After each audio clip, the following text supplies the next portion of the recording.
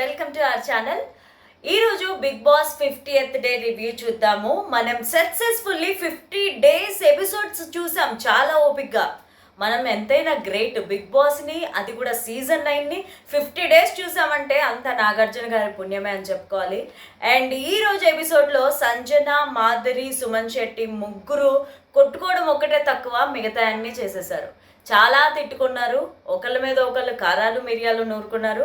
ఈరోజు ఎపిసోడ్ వాళ్ళ సుప్రభాతంతోనే స్టార్ట్ అయిందని చెప్పాలి. అండ్ ఆ తర్వాత సంజన మాధురి తిట్టిన దానికి ఏడ్ చేసింది.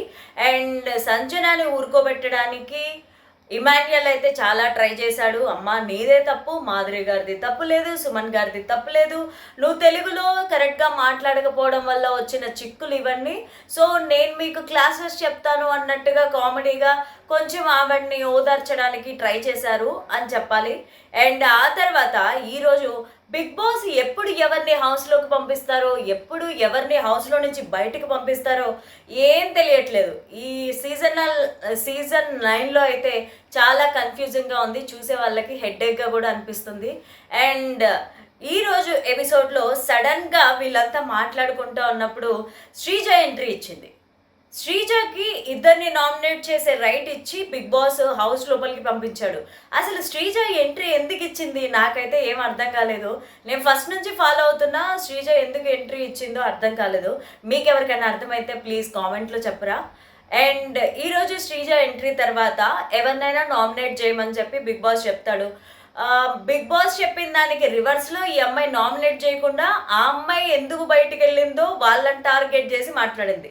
లైక్ మాధురి గారి పేరు తెలియదు నాకు, అసలు మీరెవరో తెలియదని శ్రీజ నామినేషన్స్ అప్పుడు మాట్లాడింది చూసారు. ఆ సంగతి ఇప్పుడు లేపిందనమాట. ఇప్పుడు లేపి మళ్ళీ మాధురి గారిని కెలికి మళ్ళీ మాధురి గారిని మాట్లాడుతూ స్టార్ట్ చేసింది. సో ఆ తర్వాత తనూజాని నువ్వు అంతా బాండింగ్ గేమ్స్ ఆడుతున్నావు, నీదంతా ఫేక్ అని చెప్పి తనూజాని తిట్టడం స్టార్ట్ చేసింది. సో వీళ్ళు ముగ్గురు తిట్టుకుంటుంటే మధ్యలో బిగ్ బాస్ వచ్చి సో శ్రీజనైతే శ్రీజ నిన్ను లోపలికి పంపించింది నామినేట్ చేయడానికి, గొడవ పడ్డానికి కాదు అని బిగ్ బాస్ చెప్పాడనమాట. సో ఆ తర్వాత కళ్యాణ్ని నామినేట్ చేసింది శ్రీజ. ఎందుకంటే కళ్యాణ్ తన గురించి తాను కూడా ఫైట్ చేసుకోకుండా గేమ్ ఆడుతున్నాడు. సో నువ్వు ఎవరి కోసం ఆడుతున్నావు, నిన్ను చూస్తున్న ఆడియన్స్ కోసం ఆడు, హౌస్లో ఉన్న హౌస్ మేట్స్ కోసం గేమ్ ఎప్పుడు ఆడకని శ్రీజ అయితే తనకి సజెషన్స్ ఇవ్వడం జరిగింది. సో వాళ్ళిద్దరు కొంచెం ఫ్రెండ్స్ లాగా ఉన్నారు ఫస్ట్ నుంచి కూడా, కాబట్టి సజెషన్స్ ఇచ్చింది, తప్పేం లేదు. ఆ తర్వాత ఇంకొకరిని నామినేట్ చేయడానికి తను తీసుకొచ్చిన కత్తిని మాధురి గారికి ఇచ్చింది.